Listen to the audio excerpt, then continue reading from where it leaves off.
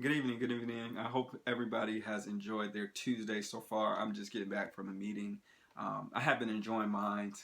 Today's topic, I'm making this video just to talk a little bit about overcoming your situation or your circumstance and not letting your situation or your circumstance overcome you. Right? So often we focus on and we complain on the problem versus finding the solution, and we don't realize that we were already equipped with all the tools necessary for us to overcome our situation, right? So I want to give you guys a brief story. I'm from New Jersey. I've been in Georgia for about 5 years now, but this actually happened while I was in New Jersey. So we all like to save money. I think we agree with that. We all like to save money. So I was trying to save a couple of bucks and change my brakes myself, right?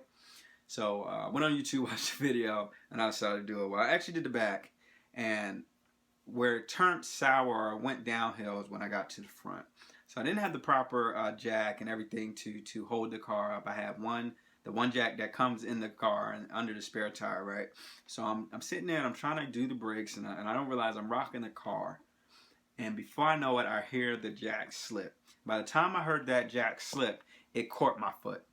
It caught my foot on the knuckle right there, and I'm pinned underneath the car with my sneakers on, and I'm underneath the car and in between the ground right now with my foot caught. And the only thing I immediately start trying to do is lift the car. I'm just trying to lift the car up.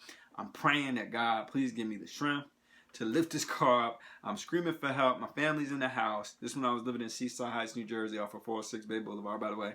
And I'm calling for help. I'm like screaming at the top of my lungs, somebody help, and nobody's coming. So I immediately start thinking of the story of Samson when God gave him the strength, that he needed. So I'm praying and I'm asking for the strength.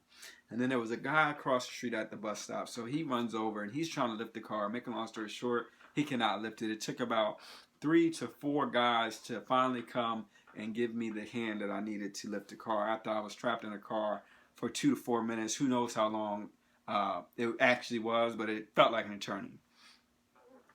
But looking back, right, you can't always connect the dots looking forward, right? In the heat of the moment, I was praying for the strength to lift this 2-ton car off. But what I did not realize is that God gave me the strength for that 1 minute, 1 minute and a half until the gentleman came to my rescue, right?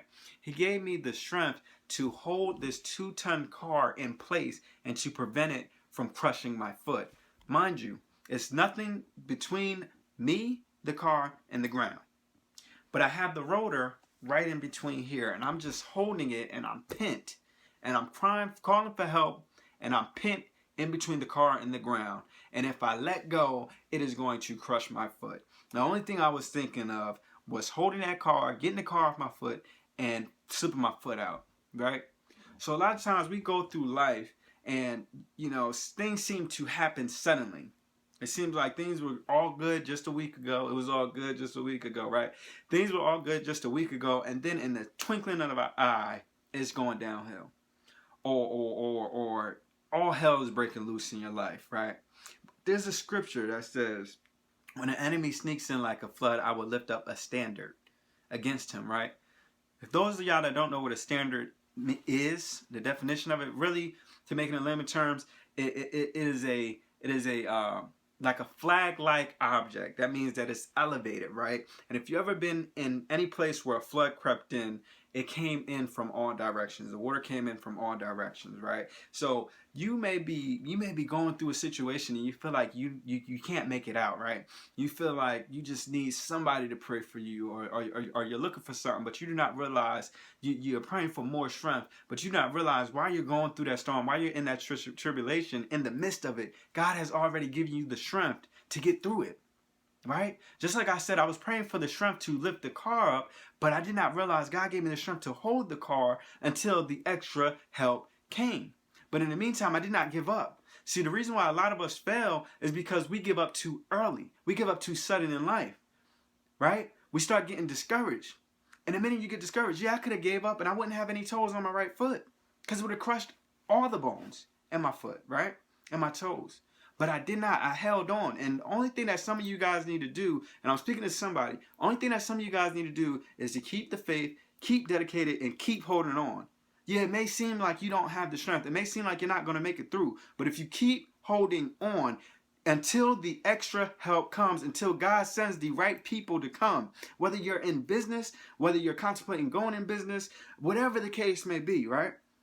When all hell breaks loose, the only thing that you have to do is remain firm, keep the faith, and keep on pressing forward. I run into a lot of people that say, oh, I need you to pray for me, right? They don't realize that God said the only thing you need is the faith the size of a mustard seed. So the fact that you're reaching out to someone else to tell them that you need them to pray for you, that's all the faith that you need. You have all the faith that you need to get through your storm, to come out on top. But the reason why a lot of us don't pray is why? Because we think it's some ritual or a proper format. But what I'm telling you today is all things work towards the greater good to them that love the Lord. So whatever is going wrong in your life right now, just know that it's temporary. Just know that sometimes God causes or allows things to go wrong in your life so he can show you that he is the true God, and he can show you just how powerful you are. He can show you how much potential he put in you that you would have never discovered, right, if you weren't put in that strenuous situation. This storm is not meant to kill you. This storm is not meant for you to give up. Instead, it's meant for you to dig deeper down and pull out the greatness that is within you. God said that we are more than conquerors. That means that no matter what happens, you are more than a conqueror. He also said that he knew you before you were in the womb. So that means that he knew exactly what was going to happen 10 years, 15, 20 years, 30, 40, 60 years down the line. And he gave you everything you needed to overcome it. It's something about, they say if you throw a baby in the pool, it will swim. They automatically know how to swim. Now, I find that ironic that they never went to swimming classes. Nobody taught them how to swim. But just second nature, they knew how to swim. So I find it even more ironic that I am at 23 years of age, and something that I knew how to do when I was a baby, now I don't know how to swim. Why is that? It's because of programming, right?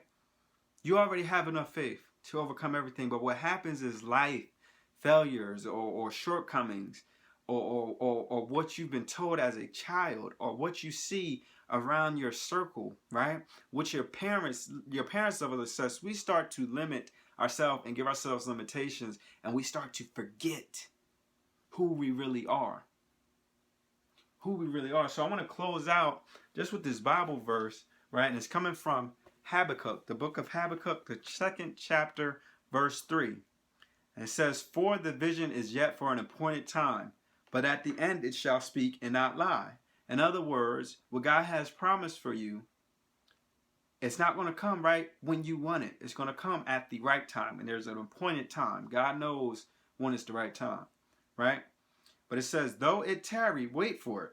I mean, though it may not be coming as quickly as you want it, do not give up. Just stand firm. Keep on doing the right things, right? Keep the faith, because it will surely come. That means it's definitely going to come. It will not tarry. So what that means is you may have been working the business, whatever, and it may have been taking some time. You may have been going through the storm. But God says when he sends help, he's going to move in a fast way.